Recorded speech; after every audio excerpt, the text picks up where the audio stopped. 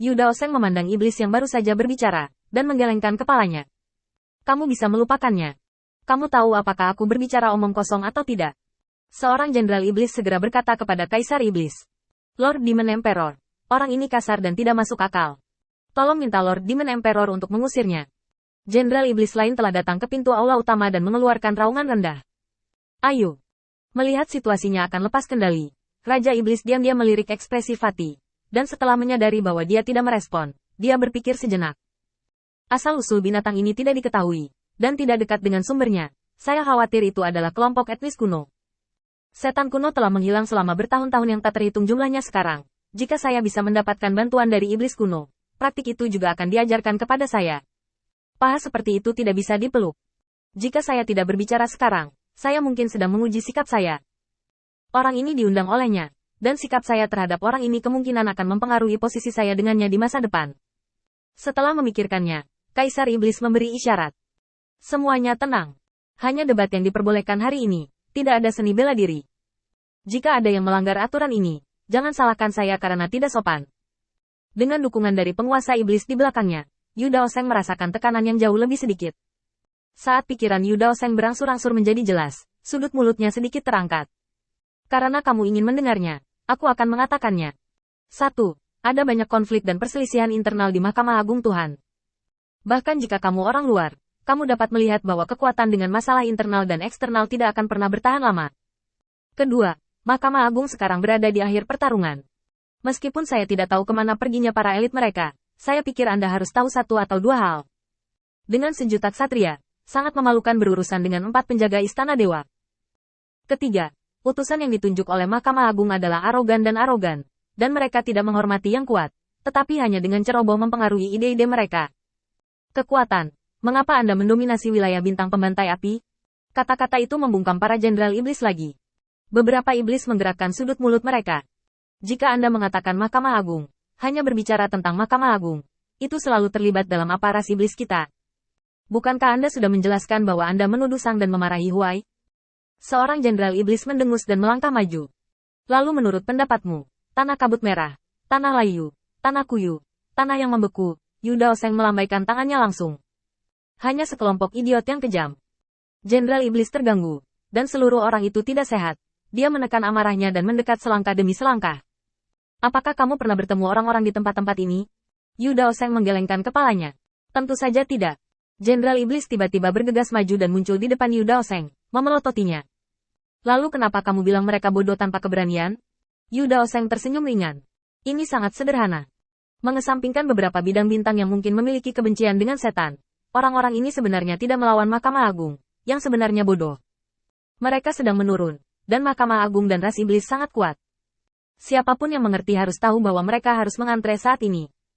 Jika Anda memilih Mahkamah Agung, Anda harus mengkhianati Anda. Jika Anda memilih Anda harus mengirim seseorang untuk membantu. Saat ini, saya belum pernah melihat orang seperti itu ada, jadi mereka tidak mengantre. Jadi apakah itu dewa tertinggi pengadilan atau Warcraft yang memenangkan pertempuran ini kemenangan? Satu-satunya tujuan mereka adalah kehancuran. Para jenderal iblis yang hadir semuanya tercengang, dan Kaisar Iblis bahkan menyentuh tangannya. Kalimat ini menyentuh hatinya.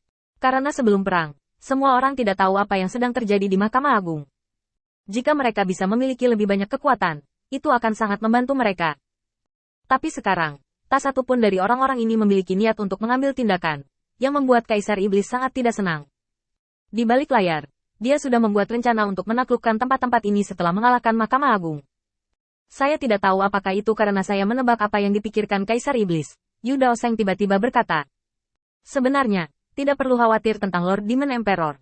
Kamu tidak bisa mengurus orang-orang ini setelah mengalahkan Mahkamah Agung. Kaisar Iblis tiba-tiba menjadi tertarik dan menatap Yu Daoseng. Mengapa?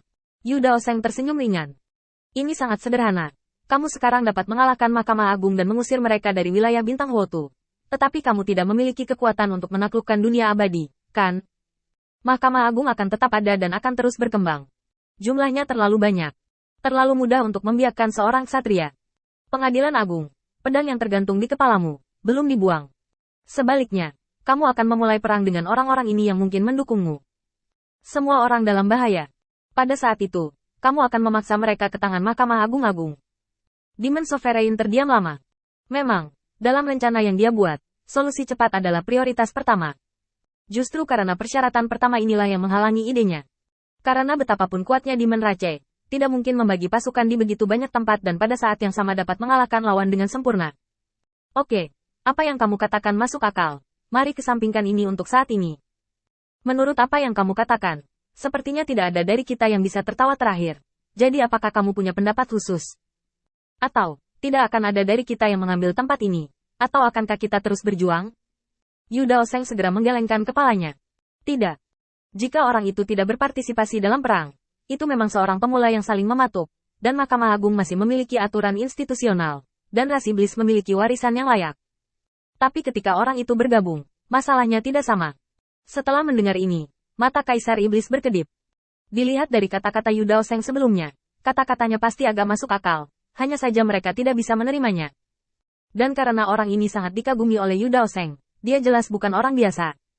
Siapa orang itu? Yu Daoseng menggelengkan kepalanya dan mengatakan ini. Tuan Cahaya, hanya ada 50.000 rekrutan di tangan sekarang, dan dia ditipu menjadi Tuan Cahaya di wilayah bintang pembantaian api oleh lubang pengadilan dewa tertinggi. Para jenderal iblis yang hadir semuanya menghela nafas. Dapat dikatakan bahwa kata-kata Yu Daoseng penuh dengan penghinaan. Tuan Cahaya, 50.000 orang? Bisakah Anda mendapatkan tawa terakhir di antara begitu banyak kekuatan besar? Bukankah ini lelucon? Kirim saja beberapa orang untuk membunuh kuil penguasa cahaya agar tidak ada sampah yang tersisa. Seorang jenderal iblis melangkah maju. Apa yang terjadi di kuil penguasa cahaya? Kita semua mengetahuinya dengan baik. Lagi pula, kita juga pernah bermain melawannya. Bukan karena kamu telah tinggal di kuil penguasa cahaya, bahwa kamu di sini untuk membuat banyak omong kosong dan menggembar-gemborkannya, dan kemudian kamu akan membawa orang untuk dengan mudah mengepung dan menekannya, dengan imbalan ketenaran. Atau, apakah kamu di sini hanya untuk waspada? 50.000 rekrutannya sebanding dengan Demon Rache saya?